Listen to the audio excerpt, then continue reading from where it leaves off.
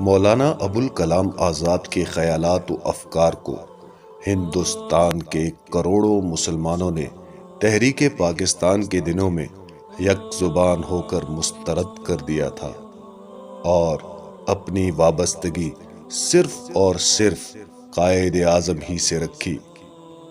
کون نہیں جانتا کہ اس دور کا مقبول ترین نعرہ ہی یہ بن گیا تھا کہ مسلم ہے تو مسلم لیگ میں آ، یعنی تو اگر مسلمان ہے تو کہیں اور نہ جا بلکہ صرف مسلم لیگ میں آ۔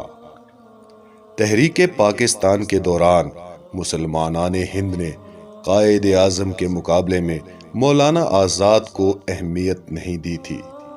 قائد اعظم نے مولانا آزاد کو علن اعلان کانگریس کا شو بوائے کہا تھا۔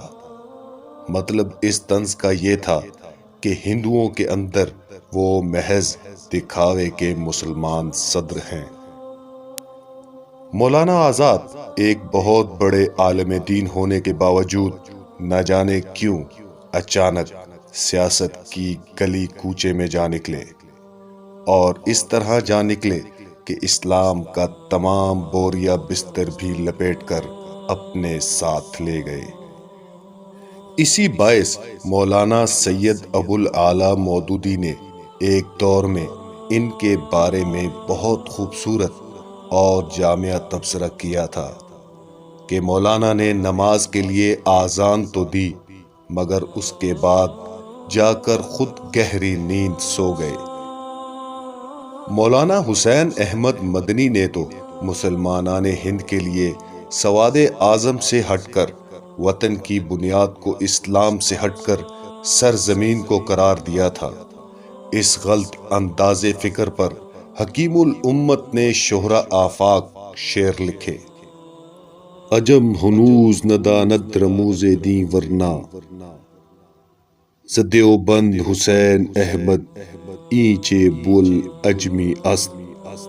ملک عرب سے باہر کا علاقہ ابھی تک دین اسلام کی حقیقی رمز کو نہیں پا سکا۔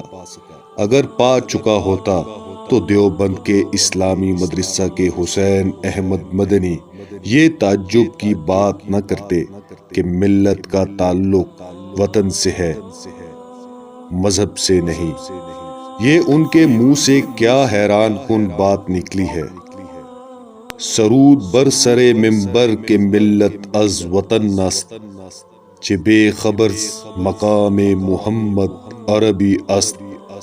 مولانا حسین احمد نے مسجد کے منبر پر کھڑے ہو کر جہاں سے حق کی آواز بلند ہونی چاہیے تھی، یہ باطلی تقریر جو دلکش انداز میں جھوم جھوم کر کی کہ مسلمان قوم کی قومیت کی بنیاد وطن ہے، نہ کہ اس کا دین یا توحید الہی۔